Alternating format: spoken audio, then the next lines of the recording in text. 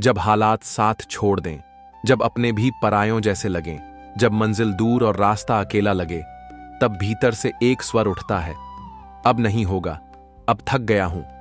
लेकिन उसी क्षण दूर कहीं से श्री कृष्ण की वाणी गूंजती है, शांत रह, तेरा वक्त भी आएगा। गोकुल का वह छोटा बालक जो बांसुरी बजाकर गोपियों का मन मोह लेता था, वो श्री कृष्ण सिर्फ एक लीला पुरुष नहीं थे, वो जीवन की हर परीक्षा को पार करने वाले परम पुरुष थे। जब बचपन में कंस ने बार बार मारने की कोशिश की, कभी पूतना भेजी, कभी शकटासुर, कभी तृणावर्त, हर बार संकट आया, लेकिन बालकृष्ण कभी विचलित नहीं हुए। शांत रहो, क्योंकि जब तुम सही हो तो समय तुम्हारे साथ खड़ा होता है। गोकुल छोड़ते समय मां यशोदा की आंखें नम थीं। कृष्ण मुस्कुरा रहे थे। उन्हें पता था यह प्रेममयी संसार अब पीछे छूटेगा और आगे संघर्ष भरा युद्ध है। मथुरा पहुंचते ही उन्हें पता चला, कंस केवल एक राजा नहीं, अहंकार का प्रतीक है। लेकिन फिर भी कृष्ण ने जल्दबाजी नहीं की। उन्होंने कंस को खत्म करने से पहले हर बंधन को एक एक करके तोड़ा। जिसे खुद पर भरोसा हो उसे शोर मचाने की जरूरत नहीं, बस इंतजार करो, वक्त खुद बोलेगा। जब द्रौपदी की साड़ी खींची गई, सभा चुप थी। कृष्ण ने मदद की, लेकिन न्याय नहीं हुआ। जब पांडवों को वनवास मिला, तब कृष्ण ने तुरंत युद्ध नहीं करवाया। उन्होंने इंतजार किया। क्यों? क्योंकि श्री कृष्ण जानते थे हर अधूरी लड़ाई को पूरा करने का समय आता है। बस तुम्हें शांत रहकर चलना होगा। ध्यान से सोचो, भगवान होते हुए भी कृष्ण युद्ध नहीं चाहते थे। वे शांति दूत बनकर गए। कहा, हमें सिर्फ 5 गांव चाहिए। लेकिन जब दुर्योधन ने कहा, सुई की नोक जितनी जमीन भी नहीं दूंगा, तब भी कृष्ण ने क्रोध नहीं किया। वो लौटे, क्योंकि उन्हें पता था अब वक्त युद्ध का है और ये वक्त अब बोलेगा। आज हम सबके जीवन में कोई ना कोई कुरुक्षेत्र है, कभी परिवार में, कभी समाज में, कभी अपने मन में। हम रोज लड़ते हैं, अपनों से, सपनों से और अपने आप से। लेकिन कृष्ण की ये शिक्षा हमें बार बार याद रखनी चाहिए, शांत रहो, क्योंकि जब तुम टूटने ही वाले होते हो, वहीं से शुरू होता है बदलाव का दौर। अगर आज तुम्हारा समय तुम्हें अनदेखा कर रहा है, अगर तुम्हारे संघर्ष का कोई मोल नहीं दिख रहा, तो याद रखना, शांत रह, तेरा वक्त भी आएगा। और जब आएगा तो पूरी दुनिया देखेगी। महाभारत का युद्ध आरंभ होने को था और उस रणभूमि में अर्जुन हताश था। अर्जुन बोला, मैं अपने ही रिश्तेदारों से कैसे युद्ध करूं? यह सब व्यर्थ है प्रभु।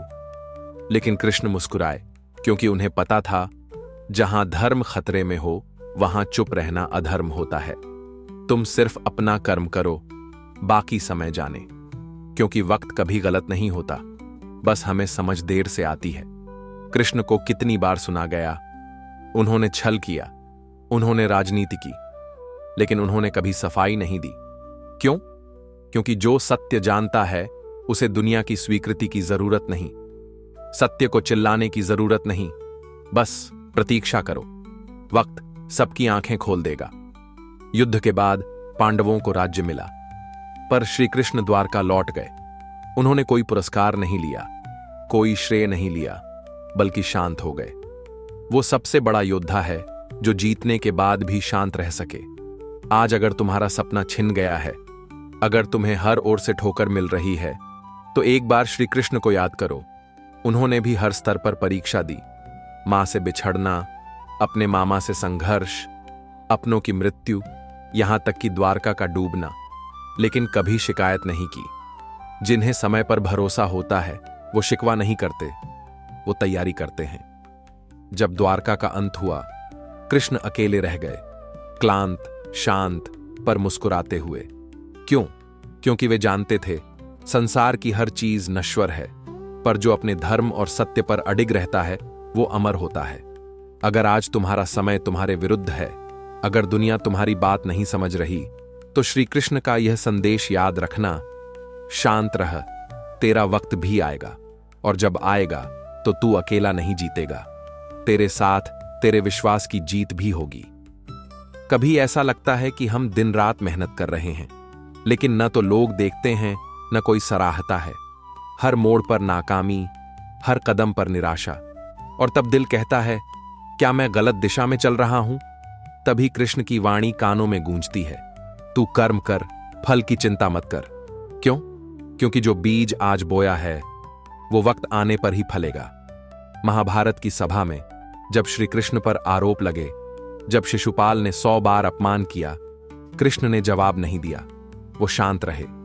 पर 101वीं बार उन्होंने सुदर्शन चक्र चलाया। शांत रहो, क्योंकि तुम्हारा मौन तुम्हारे शत्रु की सबसे बड़ी हार है।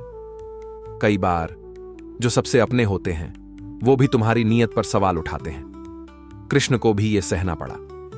अर्जुन ने भी पूछा, प्रभु आप क्यों नहीं अभी युद्ध शुरू कर देते? द्रौपदी ने कहा, अगर आप भगवान हैं तो पहले ही क्यों नहीं रोका? कृष्ण मुस्कुराए, क्योंकि उन्हें पता था समय से पहले सच भी बोला जाए तो वो झूठ लगता है। कृष्ण सिर्फ युद्ध के योद्धा नहीं थे, वो भीतर से स्थिर संत भी थे। उनकी सबसे बड़ी ताकत थी अंदर की शांति। आज हम हर बात पर प्रतिक्रिया देते हैं, कोई कुछ कह दे तो तुरंत जवाब। लेकिन श्री कृष्ण सिखाते हैं, जो भीतर से शांत है वही बाहर से अडिग होता है। क्रोध कमजोर का हथियार है और धैर्य ज्ञानी का अस्त्र। कभी लगता है कि जीत बहुत दूर है, कई सालों का संघर्ष, लेकिन परिणाम शून्य। तब श्री कृष्ण का संदेश यही है, जीत वक्त से नहीं अपने संकल्प से मिलती है। शांति कोई कमजोरी नहीं, वो तुम्हारी सबसे बड़ी ताकत है। अगर आज लोग तुम्हें नजरअंदाज कर रहे हैं, तुम्हारी बात नहीं सुन रहे, तुम्हारा सपना छोटा बता रहे हैं, तो बस श्री कृष्ण को याद रखना, शांत रह, तेरा वक्त भी आएगा, और जब आएगा तू बोलेगा नहीं, तेरा काम बोलेगा।